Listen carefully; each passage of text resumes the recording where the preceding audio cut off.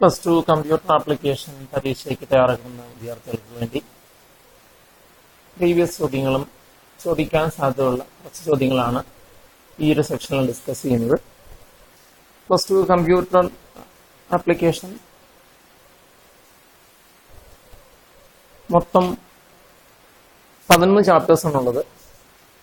First chapter review of C++ programming.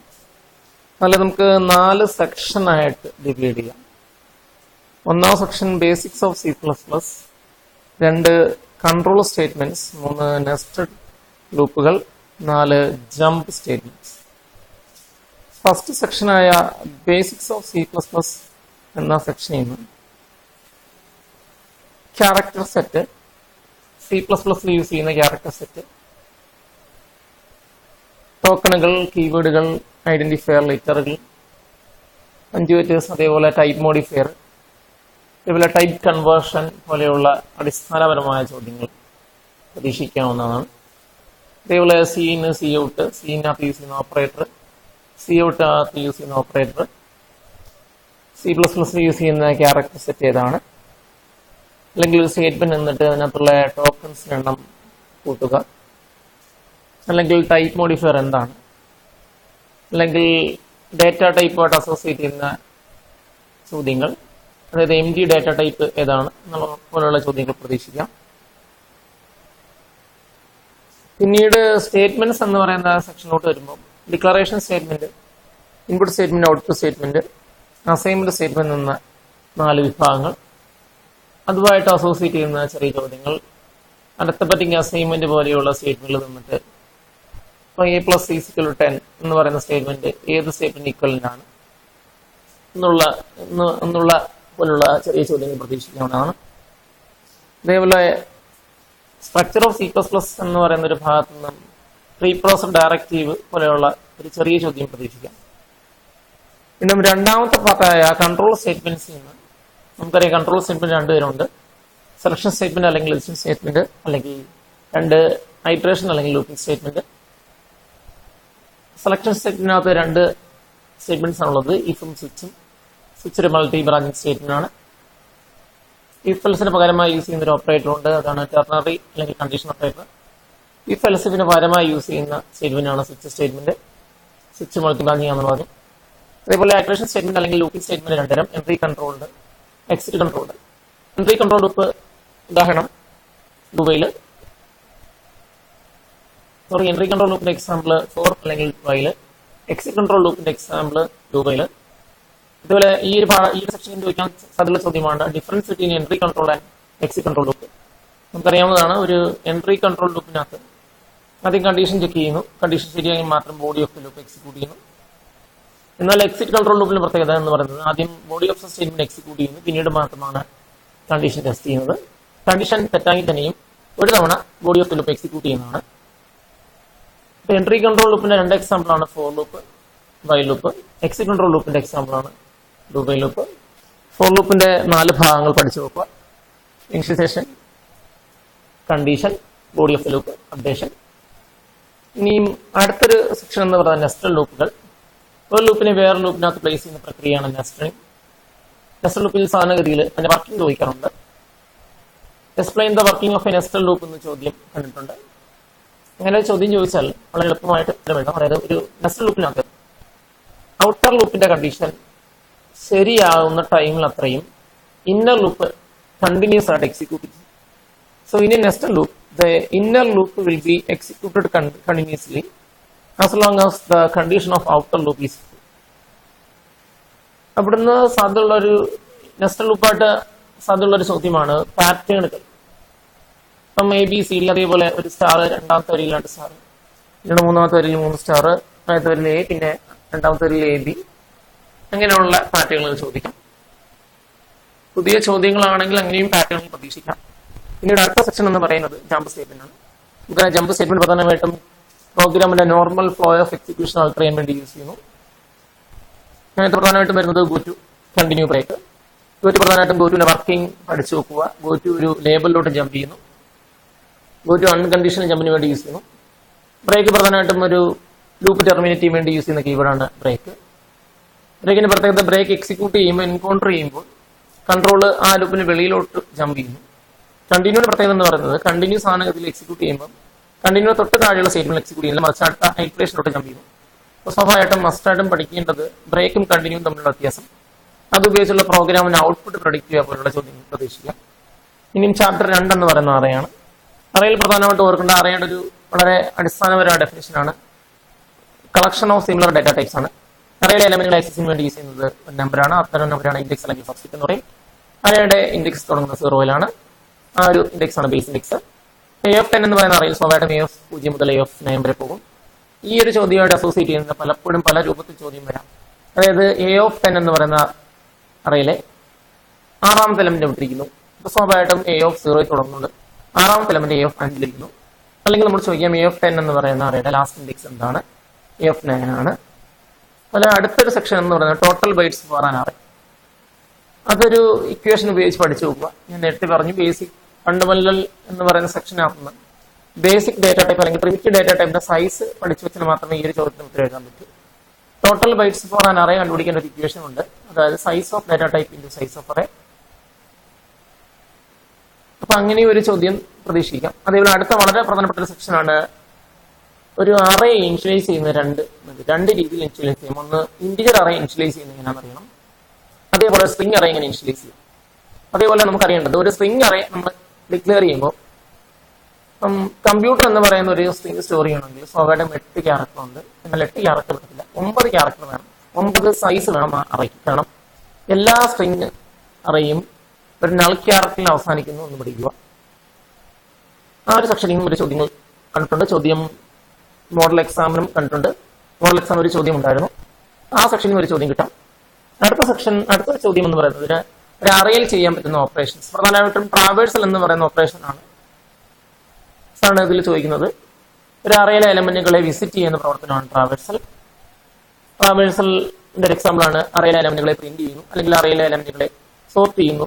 ഇതൊക്കെ ഒരു traversal, search ചെയ്യുന്നു ട്രാവേഴ്സലാണ്. അറേയായിട്ട് അസോസിയേറ്റ് ചെയ്യുന്ന ചില പ്രോഗ്രാമുകൾ ചോദിക്കാം. അറേയെ റിവേഴ്സ് ചെയ്യാനോ, അല്ലെങ്കിൽ സ്ട്രിംഗ് റീഡ് ചെയ്തിട്ട് ആ സ്ട്രിംഗിനെ റിവേഴ്സ് ഓർഡറിൽ പ്രിന്റ് ചെയ്യാനോ, അല്ലെങ്കിൽ അറേയിലെ ഈവൻ നമ്പേഴ്സ് അല്ലെങ്കിൽ ഓഡ് നമ്പേഴ്സ് പ്രിന്റ് ചെയ്യാനോ ഒക്കെ ചോദിക്കാം. അറേയിൽ തന്നിട്ട് അറേയുടെ A(0) എലമെന്റ് ഏതാണ്, A(5) എലമെന്റ് ഏതാണെന്ന് ചോദ്യം പ്രതീക്ഷിക്കാം. അടുത്ത 2 ഫംഗ്ഷനുകളാണ് ഗെറ്റ്സും പുട്സും. ഗെറ്റ്സ് എന്ന് പറയുന്നത് കീബോർഡ് വഴി സ്ട്രിംഗ് റീഡ് ചെയ്യാൻ വേണ്ടി യൂസ് ചെയ്യുന്നു. സ്വാഭാവികമായിട്ടും വൈറ്റ് സ്പേസ് ഉള്ള സ്ട്രിംഗ് റീഡ് ചെയ്യാൻ വേണ്ടിയാണ് ഗെറ്റ്സ് യൂസ് ചെയ്യുന്നത്. അങ്ങനെ അത്തരം റീഡ് ചെയ്ത സ്ട്രിംഗിനെ ഔട്ട്പുട്ട് ചെയ്യാൻ വേണ്ടി യൂസ് ചെയ്യുന്ന ഫംഗ്ഷനാണ് പുട്സ്. അവിടെ ചോദ്യം പ്രതീക്ഷിക്കാറുണ്ട് ഗെറ്റ്സും സീനും തമ്മിലുള്ള വ്യത്യാസം. സീൻ ഉപയോഗിച്ച് വൈറ്റ് സ്പേസ് ഉള്ള ഒരു സ്ട്രിംഗിനെ റീഡ് ചെയ്യാൻ പറ്റില്ല. എന്നാൽ വൈറ്റ് സ്പേസ് കൂടി ഉൾപ്പെടുന്ന സ്ട്രിംഗിനെ റീഡ് ചെയ്യാൻ വേണ്ടി യൂസ് ചെയ്യുന്ന ഒരു ഫംഗ്ഷനാണ് ഗെറ്റ്സ്. ഗെറ്റ്സിനും പുട്സിനും വേണ്ടി യൂസ് ചെയ്യുന്ന ഒരു ഹെഡർ ഫയൽ പഠിച്ചു നോക്കുക. അതാണ് cstdio. ഒരു സ്വാഭാവികമായിട്ടും നമ്മുടെ സെക്കൻഡ് ചാപ്റ്ററിൽ ഇത്രയും വേണം നമുക്ക് പ്രതീക്ഷിക്കാവുന്നത്. ഇനി 3ാമത്തെ ചാപ്റ്റർ എന്ന് പറയുന്നത് ഫംഗ്ഷനാണ്. ഫംഗ്ഷനിൽ വളരെയധികം ചോദ്യങ്ങൾ പ്രതീക്ഷിക്കാം. ഫംഗ്ഷനകത്ത് ആദ്യ സെക്ഷൻ എന്ന് പറയുന്നത് ഒരു മോഡുലാർ പ്രോഗ്രാമിംഗിന്റെ കൺസെപ്റ്റ് ആണ്. നമ്മുടെ മോഡുലാർ പ്രോഗ്രാമിംഗിന്റെ ഒരു അഡ്വാൻറ്റേജ്, ഡിസഡ്വാൻറ്റേജ്, എന്താണ് മോഡുലൈസേഷൻ. അതേപോലെ അടുത്ത സെക്ഷൻ എന്ന് പറയുന്നത് ഫംഗ്ഷൻസ് ഇൻ C++. ഫംഗ്ഷൻസ് 2 തരം, പ്രീ ഡിഫൈൻഡ് അല്ലെങ്കിൽ ബിൽറ്റ് ഇൻ, പിന്നീട് യൂസർ ഡിഫൈൻ ചെയ്ത ഫംഗ്ഷനുകൾ. അപ്പോൾ ഓർക്കേണ്ടത് പ്രീ ഡിഫൈൻഡ് ഫംഗ്ഷനുകളെ എങ്ങനെ പ്രോഗ്രാമിനകത്ത് ഉപയോഗിക്കാമെന്ന് ചോദ്യം ചോദിക്കാം. ഹെഡർ ഫയൽസ് ഇൻക്ലൂഡ് ചെയ്താണ് പ്രീ ഡിഫൈൻഡ് ഫംഗ്ഷനെ ഉപയോഗിക്കുന്നത്. പിന്നീട് ബിൽറ്റ് ഇൻ ഫംഗ്ഷനുകൾ എന്ന് പറയുന്നത് പറഞ്ഞു. ഇനിയും യൂസർ ഡിഫൈൻഡ് ഫംഗ്ഷനുകൾ, യൂസർ ഡിഫൈൻഡ് ഫംഗ്ഷനുകൾ എന്ന രീതി, അതേപോലെ പലതരം പ്രീ ഡിഫൈൻഡ് ഫംഗ്ഷൻ ഇരിക്കാം. Console functions for character IO എന്ന് പറയുന്ന സെക്ഷനകത്ത് നിന്ന് ഗെറ്റ് പുട്ട്. അതേപോലെ അതിനുവേണ്ടി യൂസ് ചെയ്യുന്ന ഹെഡർ ഫയൽ നേരത്തെ പറഞ്ഞ cstdio. അതേപോലെ ഇൻപുട്ട് ഫംഗ്ഷന് get line, output function put write എന്ന് പറയുന്ന ഫംഗ്ഷൻ, ഇൻപുട്ട് ഫംഗ്ഷന്റെ കൂടെ ഉപയോഗിക്കുന്ന ഒരു സ്ട്രീം സീൻ, ഔട്ട്പുട്ട് ഫംഗ്ഷന്റെ കൂടെ ഉപയോഗിക്കുന്ന cout എന്ന് പറയുന്ന സ്ട്രീം. സീനും coutഉം, സീൻ എന്ന് പറയുന്നത് input stream, cout standard output stream. Cin കീബോർഡിനെ സൂചിപ്പിക്കുന്നു, cout മോണിറ്ററിനെ സൂചിപ്പിക്കുന്നു, മോണിറ്ററുമായിട്ട് അസോസിയേറ്റ് ചെയ്യുന്നു. അത് മനസ്സിലാക്കിയെടുക്കുക. പിന്നീട് സ്ട്രിംഗ് ഫംഗ്ഷനുകൾ, സ്ട്രിംഗ് ഫംഗ്ഷൻസിന് ആവശ്യമുള്ള ഹെഡർ ഫയലാണ് C സ്ട്രിംഗ് എന്ന് പറയുന്നത്. strlen, അതേപോലെ strcmp, cat, strcmpയും cmpയും തമ്മിലുള്ള വ്യത്യാസം വളരെ ശ്രദ്ധിച്ചു പഠിക്കുക. അതേപോലെ പിന്നീട് മാത്തമാറ്റിക് ഫംഗ്ഷൻ ആണ്. മാത്തമാറ്റിക് ഫംഗ്ഷന് വേണ്ടി യൂസ് ചെയ്യുന്ന ഹെഡർ ഫയലാണ് CMath. അതിലവിടെ SQRT, BOW പോലെയുള്ള ഫംഗ്ഷനുകൾ അല്ലെങ്കിൽ അത് വന്നിട്ട് അതിന്റെ ഔട്ട്പുട്ട് എഴുതാൻ ചോദിക്കാം. പിന്നീട് ക്യാരക്ടർ ഫംഗ്ഷൻ ആണ്. ക്യാരക്ടർ ഫംഗ്ഷന് വേണ്ടി യൂസ് ചെയ്യുന്ന ഹെഡർ ഫയൽ ശ്രദ്ധിക്കുക. CC ടൈപ്പ് എന്ന് പറയുന്ന header file, to upper to lower അല്ലെങ്കിൽ ഈസ് ഡീറ്റ്, ഈസ് ആൽഫ പോലെയുള്ള ഫംഗ്ഷനുകൾ പഠിക്കുക. ഇവയുടെ ഔട്ട്പുട്ട് അല്ലെങ്കിൽ എങ്ങനെയാണ് അത് വർക്ക് ചെയ്യുന്നത് എന്നുകൊണ്ട് മനസ്സിലാക്കുക.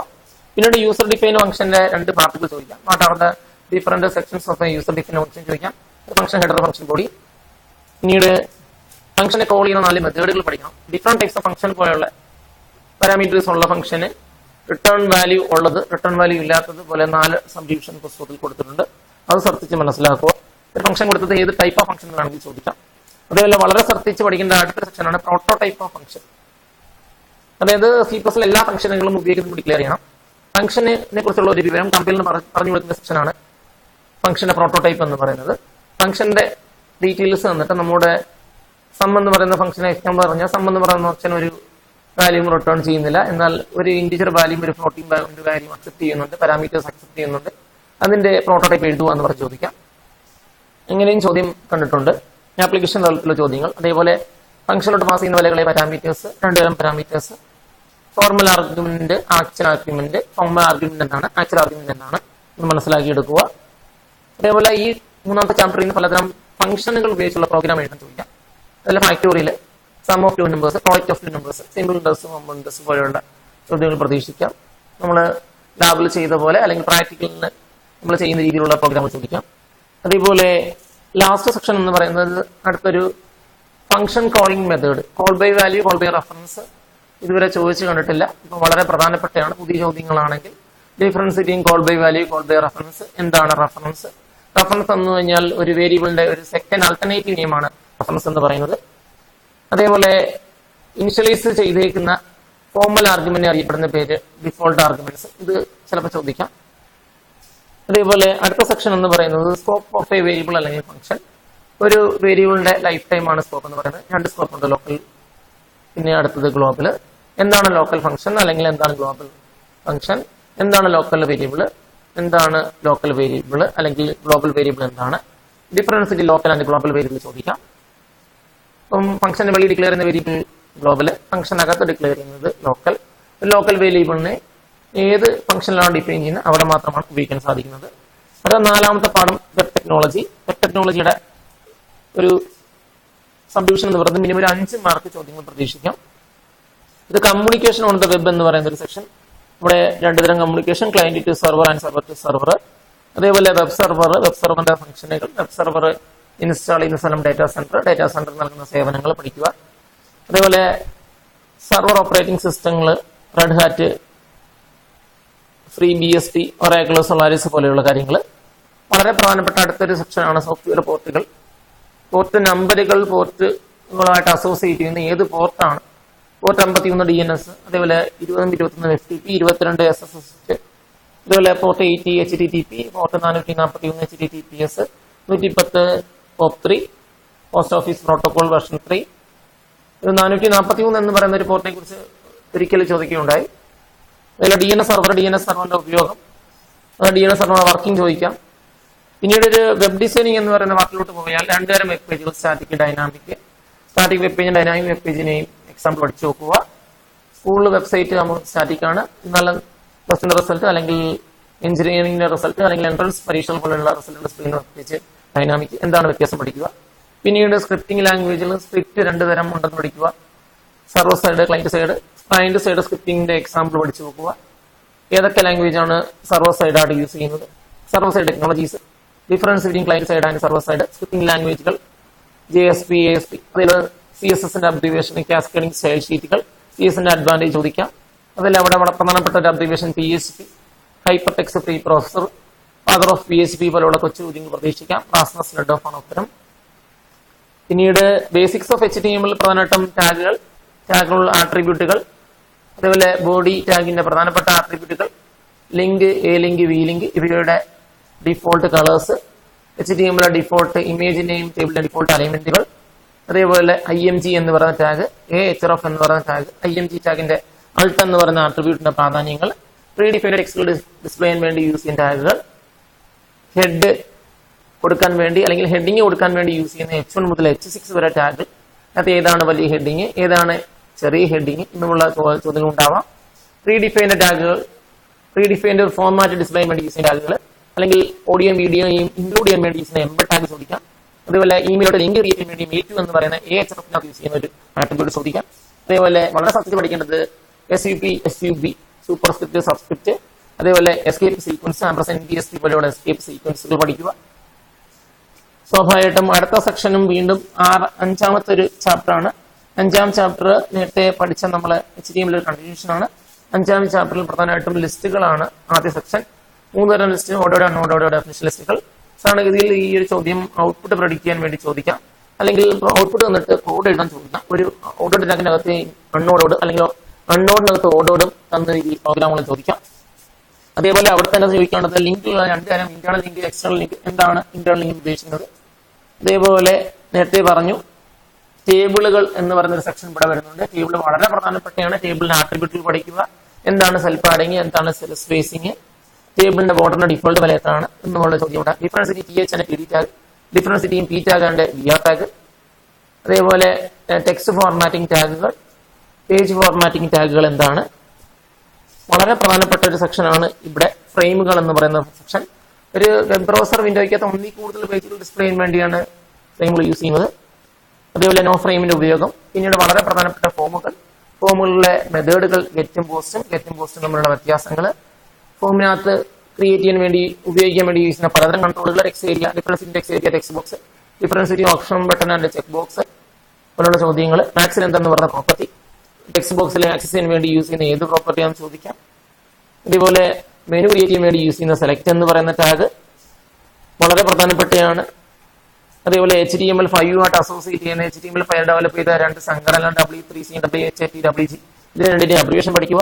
പിന്നീട് 6ാമത്തെ ഒരു പാഠം client side scripting using JavaScript. വളരെ പ്രധാനപ്പെട്ടതാണ് ജാവാസ്ക്രിപ്റ്റിന്റെ ഇൻട്രൊഡക്ഷൻ, ആദ്യ പേരുകൾ, ഡെവലപ്പ് ചെയ്ത വ്യക്തി, അതേപോലെ ഏത് വെബ് ബ്രൗസറിന് വേണ്ടി ഉപയോഗിക്കുന്നു, ജാവാസ്ക്രിപ്റ്റിന്റെ ഡേറ്റ ടൈപ്പുകൾ, built in function, alert, isNaN പോലെയുള്ള ഫംഗ്ഷനുകൾ. അൺഡിഫൈൻഡ് എന്ന് പറയുന്ന ഒരു സെക്ഷൻ, അതായത് ഡേറ്റ ഒന്നും അസൈൻ ചെയ്തില്ല എങ്കിൽ അൺഡിഫൈൻഡ് ആയിരിക്കും. അത് എന്തുകൊണ്ട്, അല്ലെങ്കിൽ ജാവാസ്ക്രിപ്റ്റ് എവിടെ പ്ലേസ് ചെയ്യാം, ഹെഡ് സെക്ഷൻ ആണോ ബോഡി സെക്ഷൻ ആണോ, എന്താണ് അഡ്വാൻറ്റേജ് പ്ലേസ് ചെയ്യുമ്പോൾ, ഹെഡ് സെക്ഷൻ പ്ലേസ് ചെയ്യുമ്പോൾ എന്താണ് അഡ്വാൻറ്റേജ്. വളരെ ഇമ്പോർട്ടന്റ് ആയ ഒരു ജാവാസ്ക്രിപ്റ്റിലെ ഒരു ചോദ്യമായിരിക്കാം സ്ട്രിംഗ് അടിയുന്ന പ്ലസ് എന്ന് പറയുന്ന ഒരു ഓപ്പറേറ്ററിന് ഉപയോഗം. അതേപോലെ അവിടെ കുറെ ബിൽറ്റ് ഇൻ ഫംഗ്ഷനുകൾ പഠിച്ചു വെച്ചുകൊണ്ട് പോകുക. ഇതിൽ ജാവാസ്ക്രിപ്റ്റ് വെച്ചുള്ള പ്രോഗ്രാമുകൾ വളരെ പ്രധാനപ്പെട്ടതാണ്. അവിടെ പലതരം ഈവന്റുകൾ പഠിക്കുക, keyboard event, mouse event, key അപ്പും കീ ഡൗണും തമ്മിലുള്ള വ്യത്യാസം, മൗസ് എൻ്ററും മൗസ് ലീവും ഈവന്റും തമ്മിലുള്ള വ്യത്യാസം. അതേപോലെ ടെക്സ്റ്റിൽ കൊടുത്തിരിക്കുന്ന പലതരം പ്രോഗ്രാമുകൾ പല രൂപത്തിൽ ചോദിക്കാം. വാലിഡേഷൻ എന്ന് പറയുന്ന പ്രോഗ്രാം പലപ്പോഴായിട്ട് ചോദിച്ചിട്ടുണ്ട്, വളരെ ശ്രദ്ധിച്ച് പഠിക്കുക. പിന്നീട് 7ാമത്തെ പാഠം വെബ് ഹോസ്റ്റിംഗ് എന്ന് പറയുന്ന പാഠം. 3 തരം വെബ് ഹോസ്റ്റിംഗ് ഈ ചാപ്റ്ററിൽ നിന്ന് പ്രധാനമായിട്ട് 4 മാർക്കിനാണ് നമുക്ക് ചോദിക്കാൻ മാർക്ക് കിട്ടാവുന്നത്. മാക്സിമം മാർക്ക് 4 മാർക്കിന് ചോദിക്കാം. ഇവിടെ 3 തരം വെബ് ഹോസ്റ്റിംഗ് പഠിക്കുക. അതേപോലെ കൊളോക്കേഷൻ എന്ന് പറയുന്ന വെബ് ഹോസ്റ്റിംഗ് പഠിക്കുക. ഗവൺമെന്റ് വെബ്സൈറ്റ് ഹോസ്റ്റ് ചെയ്യാൻ വേണ്ടി യൂസ് ചെയ്യുന്ന ഡെഡിക്കേറ്റഡ് വെബ് ഹോസ്റ്റിംഗ് അതിൽ പഠിക്കുക. അതിൽ വെബ് ഹോസ്റ്റ് തിരഞ്ഞെടുക്കുമ്പോൾ പാലിക്കേണ്ട ക്രൈറ്റീരിയ എന്താണെന്ന് പഠിക്കുക. അതേപോലെ പ്രീ വെബ് ഹോസ്റ്റിംഗ് എന്താണ്, free web hosting advantage, disadvantage, അതേപോലെ responsive website design, FTP client സോഫ്റ്റ്വെയറിന്റെ ഉദാഹരണം പഠിക്കുക, അത് ചോദിക്കാം. അതേപോലെ പ്രീ വെബ് ഹോസ്റ്റിംഗ് എന്താണ്, ഇങ്ങനെയുള്ള ചോദ്യങ്ങൾ ഈ ഒരു പാഠഭാഗത്ത് ചോദിക്കാം. അതേപോലെ 8ാമത്തെ പാഠം ഡേറ്റാബേസ് മാനേജ്മെന്റ് സിസ്റ്റം. വളരെ പ്രധാനപ്പെട്ടതാണ് ഡേറ്റാബേസിന് advantage, disadvantage, components of database, അതേപോലെ ഡിഫറന്റ് യൂസേഴ്സ്, ഓരോ യൂസറിനെയും പരിചയപ്പെടുക, ഓരോ യൂസറിന്റെയും ഉപയോഗങ്ങൾ, അവിടെ റോളുകൾ, DBയുടെ ഉത്തരവാദിത്തങ്ങൾ, ലെവൽസ് ഓഫ് ഡേറ്റ ഇൻഡിപെൻഡൻസി പഠിക്കുക. ആ 3 ലെവലും വളരെ ഡീപ്പായിട്ട് മനസ്സിലാക്കി എടുക്കുക. അതേപോലെ അബ്സ്ട്രാക്ഷൻ എന്താണ്, അതേപോലെ ടെർമിനോളജീസ് യൂസിംഗ് RDBMS. ഒരു ചോദ്യമെങ്കിലും മസ്റ്റ് ആയിട്ട് കിട്ടാം.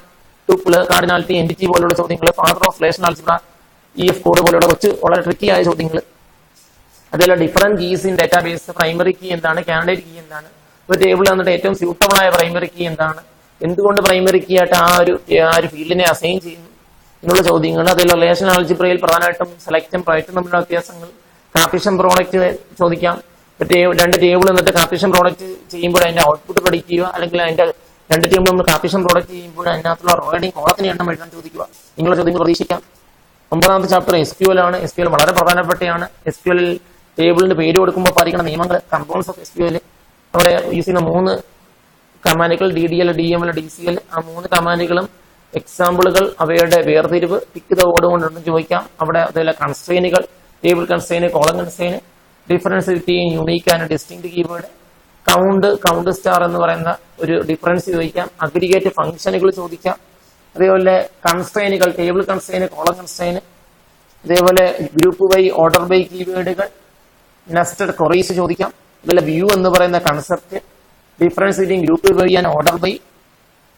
അതേപോലെ നമ്മൾ പ്രാക്ടിക്കൽ ചെയ്ത പോലെ ഒരു ചോദ്യം, ഒരു ടേബിളിനെ ക്രിയേറ്റ് ചെയ്യുക, അതിനകത്ത് എന്തെങ്കിലും ഓപ്പറേഷൻ ചെയ്യുക, അപ്ഡേറ്റ് ചെയ്യുക, difference between delete and drop ചോദിക്കാം. അപ്ഡേറ്റ് കമാൻഡിന്റെ ഉപയോഗം ചോദിക്കാം. അതേപോലെ ഒരു ടേബിളിൽ ഒരു കോളത്തെ നീക്കം ചെയ്യാൻ വേണ്ടി യൂസ് ചെയ്യുന്ന കമാൻഡ് ചോദിക്കാം. 10ാമത്തെ പാഠം എന്ന് പറയുന്നത് ERP ആണ്. ERP ഒരു SI മോഡലിൽ ചോദ്യം പ്രതീക്ഷിക്കാവുന്നതാണ്. അത് ഫംഗ്ഷണൽ യൂണിറ്റ്സ് ഓഫ് ERP അല്ലെങ്കിൽ ERP പാക്കേജുകളെ കുറിച്ച്, അല്ലെങ്കിൽ ബിസിനസ് പ്രോസസ് റീ എഞ്ചിനീയറിംഗ് എന്താണ്, അല്ലെങ്കിൽ സപ്ലൈ ചെയിൻ മാനേജ്മെന്റ് എന്താണ്, അതേപോലെ അവിടുന്ന് പലതരം ഡെഫിനിഷനുകൾ, PLM പോലെ പ്രോഡക്റ്റ് ലൈഫ് സൈക്കിൾ മാനേജ്മെന്റ്, അതേപോലെ ERPയിൽ അസോസിയേറ്റ് ചെയ്യുന്ന റിസ്കുകൾ എന്താണ്, അല്ലെങ്കിൽ പ്രോഡക്റ്റ് ലൈഫ് സൈക്കിൾ മാനേജ്മെന്റ് സ്റ്റെപ്പുകൾ പഠിച്ചു വെക്കുക, അത് ഓർഡർ തിരിച്ചിട്ട് ക്രമത്തിൽ എഴുതാൻ ചോദിക്കാം. അതിലെ management MIS, management information system, അതുപോലെ DSS പോലെയുള്ള അബ്രിവിയേഷനുകൾ ചോദിക്കാം. 11ാം ചാപ്റ്റർ വളരെ പ്രധാനപ്പെട്ടതാണ്. അതിൽ 2 സെക്ഷനായിട്ട് തിരിക്കാം. ഒന്ന് മൊബൈൽ ടെക്നോളജിയിൽ പ്രധാനമായിട്ട് പഠിക്കേണ്ടത് ഓരോ മൊബൈൽ ജനറേഷനകത്തും യൂസ് ചെയ്യുന്ന ടെക്നോളജി, അവിടെ എന്ത് പുതിയ സർവീസാണ് നിലവിൽ വന്നത്. എക്സാമ്പിൾ പറഞ്ഞാൽ ഫസ്റ്റ് ജനറേഷൻ എന്ന് പറയുന്നത് അനലോഗ് ആണ്, സെക്കൻഡ് ജനറേഷൻ ഡിജിറ്റൽ. അതേപോലെ 4G യൂസ് ചെയ്യുന്ന ടെക്നോളജി അറിയപ്പെടുന്ന പേര് LTE. അവിടെ യൂസ് ചെയ്യുന്ന orthogonal frequency division, multiple access ഒരു ചോദ്യമായിട്ട് വന്നിട്ടുണ്ട്. അതേപോലുള്ള ചോദ്യങ്ങൾ മൊബൈൽ സേവനങ്ങൾ, SMS, MMS, സ്മാർട്ട് കാർഡുകൾ, GPS പോലെയുള്ള സേവനങ്ങൾ പഠിച്ചു വെക്കുക, മനസ്സിലാക്കുക. മൊബൈൽ ഓപ്പറേറ്റിംഗ് സിസ്റ്റം, അതിന്റെ ഫംഗ്ഷനുകൾ, ഓരോ കമ്പനിയും ഏതൊക്കെ iOS ഏത് കമ്പനി എന്ന് പറഞ്ഞു വേണമെങ്കിൽ ചോദിക്കാം. അങ്ങനെയും ചോദ്യം. ബ്ലാക്ക്ബെറി ഏതിന്റെയാണ് എന്ന് വേണമെങ്കിൽ ചോദിക്കാം. അതേപോലെ തന്നെ ബിസിനസ് ലോജിസ്റ്റിക്സ് എന്ന് പറയുന്ന ചെറിയ section, data analysis, big data analysis എന്ന് പറയുന്ന സെക്ഷൻ വായിച്ചുകൊണ്ട് പോവുക. പിന്നീട് വളരെ പ്രധാനപ്പെട്ടയാണ് ഇന്റലക്ച്വൽ പ്രോപ്പർട്ടി റൈറ്റ്സിൽ കോപ്പി റൈറ്റ് എന്താണ്, ട്രേഡ് മാർക്ക് എന്താണ്, കോപ്പി റൈറ്റ് കൊടുക്കുന്ന പരിരക്ഷ എന്താണ്, വിപ്പോ എന്ന് പറയുന്ന വേൾഡ് ഇന്റലക്ച്വൽ പ്രോപ്പർട്ടി ഓർഗനൈസേഷൻ ചെറിയ അബ്രിവേഷൻ രൂപത്തിൽ ചോദിക്കാം. അതേപോലെ സോഫ്റ്റ്വെയർ പൈറസി ഏതുതരം കുറ്റകൃത്യമാണെന്ന് വേണമെങ്കിൽ ചോദിക്കാം. അതേപോലെ ഡിഫറന്റ് സൈബർ ക്രൈമുകൾ ചോദിക്കാം, സൈബർ സ്പേസ് ചോദിക്കാം, കൊച്ചു ഗെയിമുകൾ, ഇൻഫ്രിഗ്മെന്റ്, സൈബർ സ്റ്റാക്കിംഗ് പോലെയുള്ള കൊച്ചു ഗെയിമുകൾ ചോദിക്കാം. അവിടെ വളരെ പ്രധാനപ്പെട്ടതാണ് സൈബർ ക്രൈമുകൾ, ഡിഫറന്റ് ടൈപ്സ് ഓഫ് സൈബർ ക്രൈമുകൾ ഒരു 3 മാർക്കിന് ചോദ്യമായിട്ട് ചോദിക്കാൻ സാധ്യതയുള്ളതാണ്. അതേപോലെ സൈബർ എത്തിക്സിന്റെ പാലിക്കേണ്ട ഗൈഡ് ലൈൻസ് ചോദിക്കാം. അതേപോലെ തന്നെ സൈബർ ടെററിസത്തിന് കൊടുക്കുന്ന സെക്ഷൻ ഏതാണ്, 66F, different sections of information technology act വായിച്ചുകൊണ്ട് പോവുക. ഇന്ത്യയിൽ യൂസ് ചെയ്യുന്ന സൈബർ റൂൾ ഏതാണ്, IT ആക്ട് 2000, അതിനെക്കുറിച്ച് കുറച്ച് ചോദ്യങ്ങൾ ഉണ്ടാകാം. അതേപോലെ ഇൻഫർമേഷൻ ഓവർലോഡിങ്, ഇൻഫർമാനിയയുടെ ലക്ഷണങ്ങൾ, ഇൻഫർമാനിയ റെഡ്യൂസ് ചെയ്യാൻ വേണ്ടി യൂസ് ചെയ്യുന്ന മെഷേഴ്സ് എന്തൊക്കെയാണ് ചോദിക്കാം. അപ്പൊ തീർച്ചയായിട്ടും എല്ലാവർക്കും നല്ലൊരു പരീക്ഷ ആവട്ടെ എന്ന് പ്രാർത്ഥിക്കുന്നു. നിർത്തുന്നു. നന്ദി, നമസ്കാരം.